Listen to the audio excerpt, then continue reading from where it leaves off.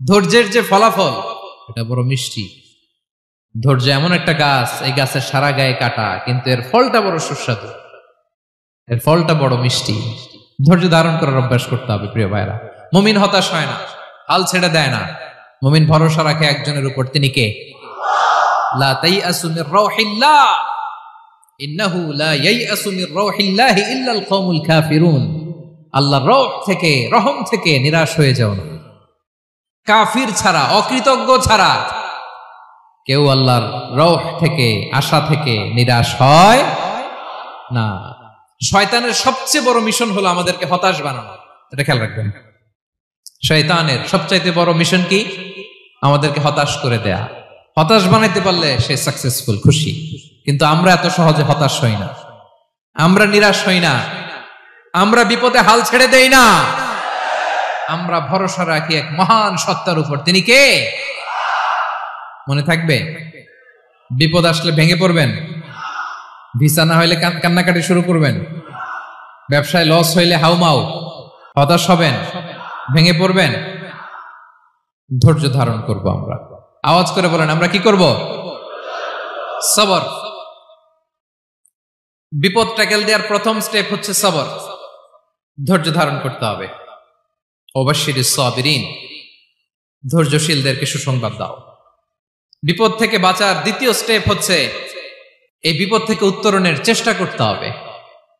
Continuous প্রচেষ্টা চালিয়ে যেতে হবে। ওয়াল্লাযীনা জাহাদু ফিনা লানাহদিয়ান্নাহুম সুবুলানা, যারা আমার রাস্তায় চেষ্টা করে, প্রচেষ্টা করে, স্ট্রাগল করে, তাদেরকে আমি পথ দেখিয়ে দেই, সুবুল দেখিয়ে দেই, ওয়ে আউট দেখায় দেই, এক্সিট দেখায় দেই। কোথাও আটকাবেন না আপনি, আপনাকে এক্সিট দেখাই দিবে কে? মালয়েশিয়াতে কেলুয়ার বলে না? কেলুয়ার কি বলে চেনেন? কেলুয়ার মানে কি? এক্সিট। এক্সিট পেয়ে যাবেন, আটকাবেন না আপনি জীবনে কোথাও। 3 নাম্বার, আল্লাহর উপর তাওয়াক্কুল করতে হবে বিপদ আসলে। ওমাইয়া তাওয়াক্কাল আলাল্লাহি ফাহুয়া হাসবুহ, আল্লাহর উপর যে তাওয়াক্কুল করে আল্লাহই তার জন্য যথেষ্ট হয়ে যায়। তাহলে বিপদে প্রিয় ভাইরা আমরা প্যানিক হব না, ধৈর্য ধারণ করব, বিপদ থেকে উত্তরণের সর্বোচ্চ প্রচেষ্টা চালিয়ে যাব, আর ভরসা রাখবো একজনের উপর, তিনি কে? আর বিপদ আসলে এটাকে নেগেটিভলি নেবেন না সবসময়। বিপদ আপদ এটা অনেক পজিটিভ, ভালো জিনিস আমাদের জীবনে বয়ে নিয়ে আসে। শাইখুল ইসলাম ইবনু তাইমিয়া আলাইহি রাহমা, উনি বলতেন, খুব দামি কথা, খুব হেভি ওয়েট কথা, মনোযোগ দিয়ে শুনুন। তিনি বলতেন, যে নেয়ামত তোমাকে আল্লাহ থেকে দূরে সরায়, ওই নেয়ামতের চেয়ে বিপদ ভালো, যে বিপদ তোমাকে আল্লাহর দিকে ধাবিত করে। আই রিপিট, আমি আবারও বলি, যে নাজ নেয়ামত তোমাকে আল্লাহ থেকে দূরে সরিয়ে দেয়, সে নাজ নেয়ামতের চেয়ে ওই বিপদ আপদ ভালো, যে বিপদ আপদ তোমাকে আল্লাহর কাছে টেনে নেয়। তাহলে বিপদ আপদ আসলে আপনি হতাশ হবেন? আর কখনো দুঃখ করবেন? মোয়ারের ভাইয়েরা, আর মন খারাপ করবেন? আপনি খেয়াল করে দেখেন, বিপদ আসলে আমরা আল্লাহরে ডাকি বেশি। যখন অসুস্থ আপনি খেয়াল করেন তো, আল্লাহ আল্লাহ তুমি ছাড়া বাঁচানোর কেউ নাই, আল্লাহ আল্লাহ তুমি হেফাজত করো, আল্লাহ তুমি সুস্থ করে দাও। যখন লাইফ থ্রেট, দেখেন আপনি গুম হয়ে যেতে পারেন, আপনার কারাবন্দি করতে পারে, এরকম একটা বিপদের মধ্যে আছেন, তখন খেয়াল করেন তো আল্লাহর সাথে আপনার কানেক্টিভিটি, রিলেশনশিপটা কতটা ডেভেলপ হয়। কারণ বিপদে পড়লে আমরা আল্লাহরে ডাকি বেশি। তাহলে বিপদ আপদেরও কিছু পজিটিভ সাইড বা দিক আমাদের জীবনে আছে না নাই? অনেক পজিটিভ দিক আছে, কয়েকটা শেয়ার করি। 1 নাম্বার, আল্লাহ 1 নাম্বার পজিটিভ সাইড তো বললাম, ইমাম ইবনু তাইমিয়া যেটা বললেন। এরপরে হচ্ছে মাঝে মাঝে আল্লাহ তাআলা আমাদের মর্যাদাকে আপগ্রেড করতে চায়, এলিভেট করতে চায়। আপনি ধরেন কোন একটা এয়ারলাইন্সের রেগুলার প্যাসেঞ্জার টিকিট কাটেন, মাঝে মাঝে হঠাৎ করে দেখবেন কাউন্টারে গেলে তারা বলে, you are upgraded to business class, অথবা you are upgraded to first class. যেহেতু রেগুলার প্যাসেঞ্জার, অনেক মাইলস জমা হয়েছে, আপগ্রেড করে দেয়। আল্লাহ তাআলা মাঝে মাঝে চায় তিনি আমাদের মর্যাদাকে, র্যাঙ্ক, এটাকে আপগ্রেড করবেন। কিন্তু আমার যে আমল আখলাকের অবস্থা, ওইটা দিয়ে ওই আপগ্রেড র্যাঙ্কে যাওয়ার সুযোগ নাই। বুঝতেছেন কথা? আল্লাহ চায় আমার লেভেল একটু আপ করতে, কিন্তু আমার আমলের যে অবস্থা এতে আমি ওখানে যাই না। তখন আল্লাহ কিছু বিপদ আপদ দিয়ে পরীক্ষা দিয়ে বান্দাকে টেস্ট করে। ওই পরীক্ষায় যদি উত্তীর্ণ হন, সাথে সাথে আল্লাহ তাআলা আপনার লেভেল বা র্যাঙ্ক আপগ্রেড করে দেয়। সুবহানাল্লাহ পড়বেন না? তাহলে লাভ না লস? আওয়াজ করে বলেন, লাভ না লস? মুমিন জীবনের সব লাভ। যত বিপদ আপদ আপনাকে স্পর্শ করে প্রতিটাতেই আপনার জন্য কল্যাণ। বিষ্ণু ইসলাম বলেন, মা ইউসিবুল মুসলিমা মিন নাসাবিন ওয়ালা ওয়াসাবিন ওয়ালা হাম্মিন ওয়ালা হুজনিন ওয়ালা আযান ওয়ালা গাম্মিন হাত্তা শাওকাতি ইউশাকুহা ইল্লা কাফারাল্লাহু বিহা খাতায়া। আপনার জীবনে যত দুঃখ, যত যন্ত্রণা, যত টেনশন, যত অ্যাংজাইটি, যত ইনজুরি, এমনকি গোলাপ ফুল পাড়তে যে ওখানে যে কাঁটা বাঁধছে, বরই খেতে যে বরই গাছে ওঠার পর যে একটা কাঁটা বিঁধছে আপনার হাতে, এর কারণে আল্লাহ তাআলা আপনার গুনাহ মাফ করে দেয়। সুবহানাল্লাহ। তাহলে বিপদ আপদ দিয়ে আল্লাহ বান্দার মর্যাদাকে আপগ্রেড করে।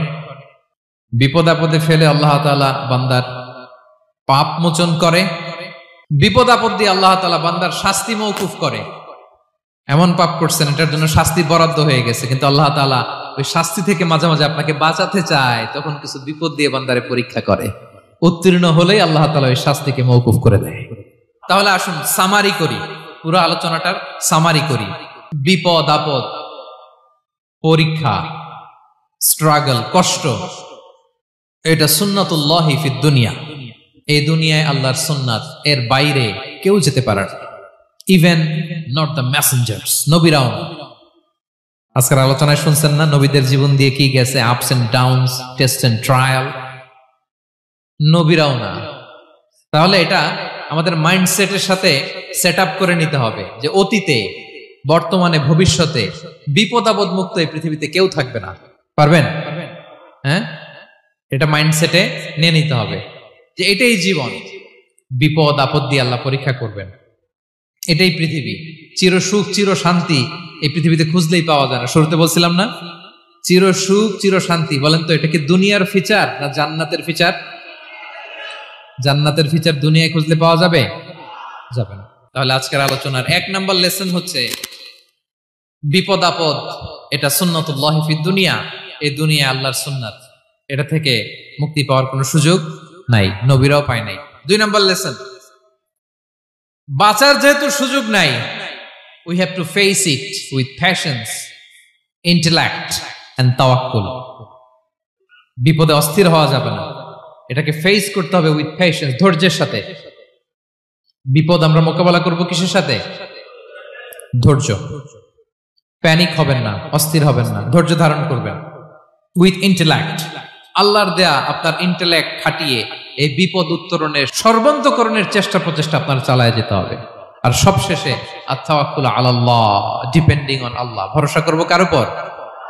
আল্লাহর উপর। পারা যাবে তো?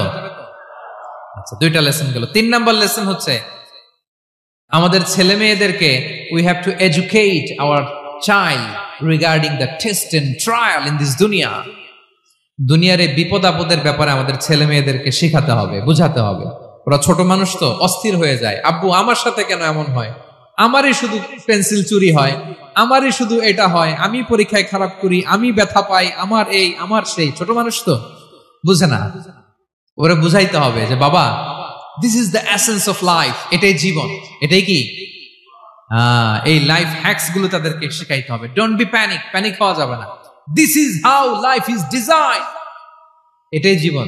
বিপদ আপদ আসবে, এটাকে মেনে নিতে হবে, ছেলে মেয়েদেরকে শিখাইতে হবে, তাহলে তারাও প্যানিক হবে না। পারবেন তো ইনশাআল্লাহ? আচ্ছা, 4 নাম্বার লেসন হচ্ছে যেটা আমরা জানলাম, এই বিপদ আপদ সবসময় আমাদের জন্য খারাপ না। Sometimes it brings care for us if dealt properly. ঠিক মতো বিপদকে ডিল করতে পারলে এটা আসলে আমার জন্য আখেরে কল্যাণই বয়ে নিয়ে আসে। কি বলেন, তাই না? কল্যাণ বয়ে নিয়ে আসে। সব শেষ কথা হলো, আমরা যেন এই বিপদগুলোকে প্রপারলি ডিল করতে পারি, আমরা যেন সবর ইখতিয়ার করতে পারি। আল্লাহর কাছে চাইতে হবে, দোয়া করতে হবে, কারণ তৌফিক দেওয়ার মালিক কে? আল্লাহর কাছে যেন আমরা কায়মনোবাক্যে প্রার্থনা করতে পারি, আল্লাহ এই বিপদকে যেন আমরা ডিল করতে পারি উইথ সাবর, উইথ ইন্টেলেক্ট, উইথ তাওয়াক্কুল। আসল হাতিয়ার হচ্ছে এটা, দোয়া। আল্লাহর কাছে চাইবেন, মনোযোগের সাথে চাইবেন, আন্তরিকতার সাথে চাইবেন। উদুল্লাহ ওয়া আনতুম মুকিনুনা বিল ইজাবা। বিষ্ণু বলেন এমন ভাবে চাও যেন তুমি অনেকটা কনফার্ম যে তোমার দোয়া আল্লাহ কবুল করবেনই, এমন ভাবে চাও। অনেকে রোবোটিক দোয়া করে। রোবোটিক দোয়া মানে দোয়ার মধ্যে প্রাণ নাই, ধ্যান নাই, মন নাই, আগ্রহ নাই, ভালোবাসা নাই। ওই দোয়া আল্লাহ কবুল করে না। মনোযোগ দিয়ে চাইতে হবে চাওয়ার মতো, তাহলে আল্লাহ তাআলার পক্ষ থেকে তৌফিক পাওয়া যাবে। পাওয়া যাবে তো ইনশাআল্লাহ। আল্লাহ তাআলা আমাদের সবাইকে বিপদে আপদে ধৈর্য ধারণ করার তৌফিক দান করুক।